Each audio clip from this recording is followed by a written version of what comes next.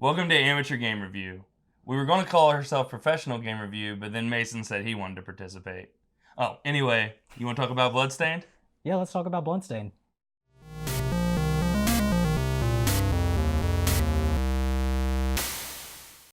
So why don't you tell us a little bit about the origin of Bloodstained, like why it came about? So Bloodstained's created by the same developer as Castlevania Symphony of the Night, but he couldn't get the money, couldn't get any financing or any support for it because Konami is Konami.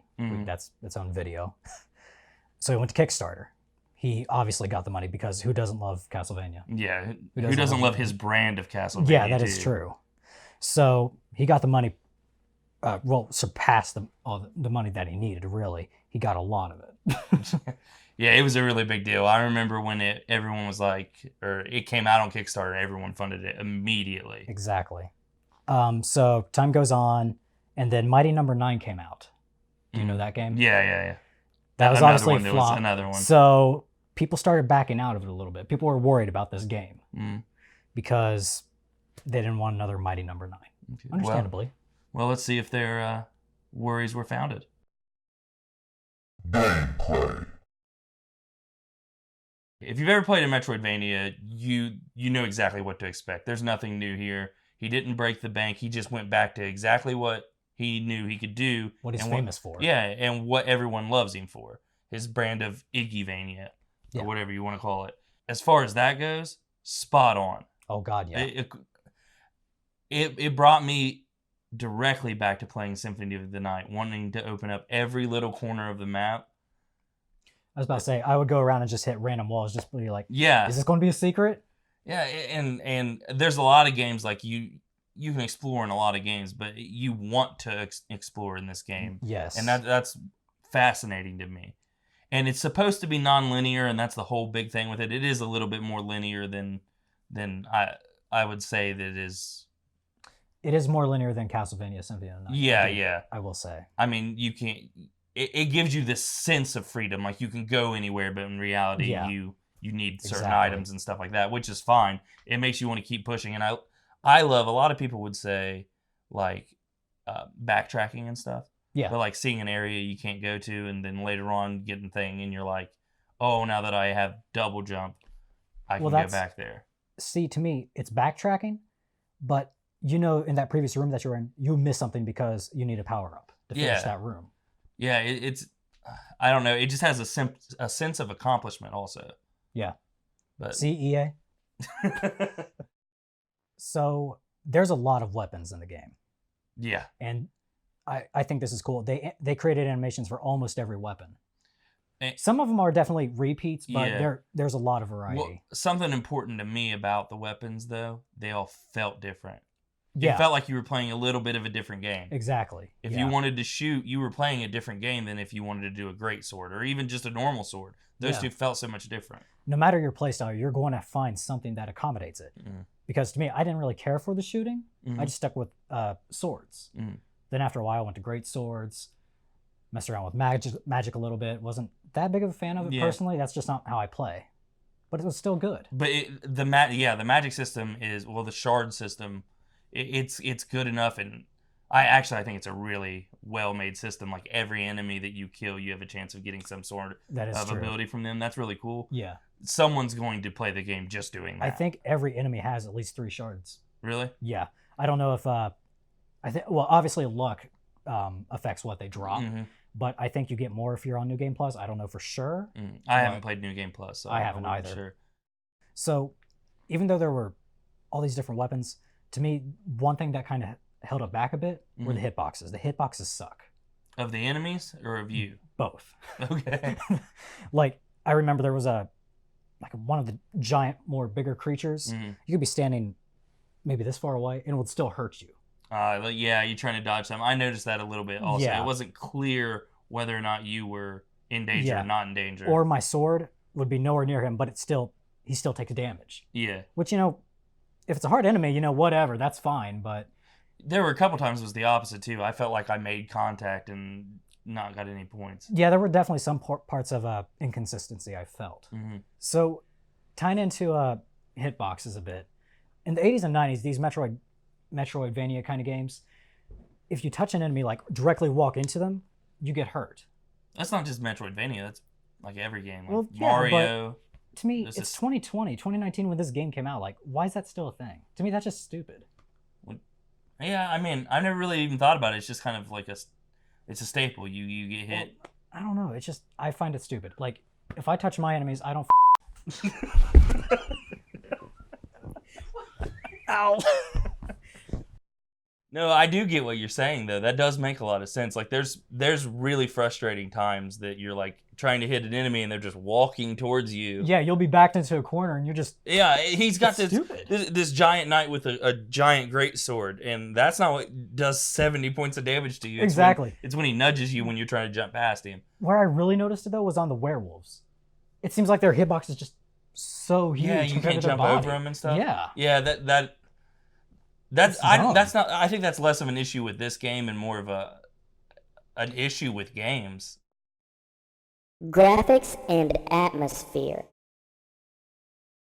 What did you think graphically? I mean, artwork, I thought the artwork was beautiful, but just graphics in general, what did you think of the game? Graphically, I thought it was fine. I felt like there were some sections where the artwork kind of clashed with the environment a bit. Oh, yeah, it's definitely noticeable on, like, the Switch. Oh, yeah, the Switch in general. Yeah, I mean, that's its own thing, but it's really noticeable there. Yeah. Yeah, kind of like they don't fit with the background, like it's two separate layers. Yeah. Well, it's like, there were some rocks I noticed, and it was like, they look almost realistic. Mm-hmm. And it just does not mesh with the anime kind of style. Yeah, it doesn't fit. Other than that, though, the artwork is solid. Mm-hmm. It's beautiful. Yeah. The one thing that bothered me though, like, and it drove me nuts. The animation of this game is, or not the animation, the artwork of this game is absolutely beautiful. I think it really is. It's beautiful. If you put on a hat, it puts on a hat. Right. If you put on a scarf, it puts on a scarf. But why can't I change what she's wearing? Like, I either do it all or do none of it. That is true, because right now in my last playthrough, she's wearing a blue dress, but she has a stone mask and a witch's hat on. Yeah. Or a cowboy hat. I'm wearing a gladiator's mask complete with eye slits, so I'm like, oh, I'm impermeable anywhere you try to hit me, but I got this skimpy dress on that I still can't change. Like, that just drives me nuts. You do get to a point where you can like change your outfit a little bit and stuff, but you still can't put on whatever item you put on. It doesn't change that, and that bothered me. But I mean, that's a small gripe. But you can also change your hair though. Yeah, I did that. And it's like I instantly went bald. I don't know if that's an option. I never looked. There's quite a bit of hair options. Yeah. It's weird. I noticed they kept picking up a bunch, but I actually never went back to the person to change my... I made it red and then I forgot about it, to be honest. I made it red too. I don't know why. But yeah, it does have some flaws. It's not a perfect game. Yeah. One thing, and I think this goes along with graphics, there's certain parts in the game that does like fancy things. Fancy. They've been doing it since Super Nintendo. Right. But like the spinning tower and stuff. When you're climbing it. Tower. Yeah, I love stuff like that. But why was there slowdown? Even on the PS4 version, I kept getting noticeable slowdown. If you've looked up anything about this game, immediately what people ever say about Symphony of the Night or any of that is the soundtrack. Right. And like I've heard it compared and like, oh, this just isn't as good as Symphony of the Night and stuff. And it's not. It's not Symphony of the Night. That's an amazing. But you don't have to compare everything to Symphony of the Night. Okay. Yeah. I think the soundtrack is really good. I believe it's the same composer. I think so. I'm pretty sure it is. Yeah. I don't think it's Symphony of the Night good, but I think it's great. It's solid. I don't think just because you share a genre with something that you need to be compared to that. I think it's a great soundtrack. I would listen to it on its own. I downloaded it on my computer to listen to it. Oh, you did? It's a really good soundtrack. I think it's one of the best parts of the game. Yeah, to me, it's a solid soundtrack. It helps the game. It goes along with the game. Oh yeah, It does. It helps with the atmosphere of the game too. When like you enter a new area, the music to every area really fits the area. That being said, there were a lot of nods towards Symphony of the Night, and the other it's not, he didn't just do Symphony of the Night. He did a bunch of the GBA titles. That and is stuff. True. There were a lot of nods to those games that I think were very tastefully done, not over the top, just like hey, here it is. Yeah. Something I've noticed is in the avenge or the hunt down quest, whatever you want to call them, a lot of the people that you're avenging have Castlevania names. There's Richter, Simon. Yeah, I saw that also. Some others that is too. really cool. Not just that, the missions themselves, I thought that was really cool. Give you something to do. Yeah, I enjoyed it. Yeah, I was like, especially how you can just add all the quests that you want, and it keeps a little tally for you. You don't have to worry about that. And it's like down on the bottom, you've slain 2 of 3.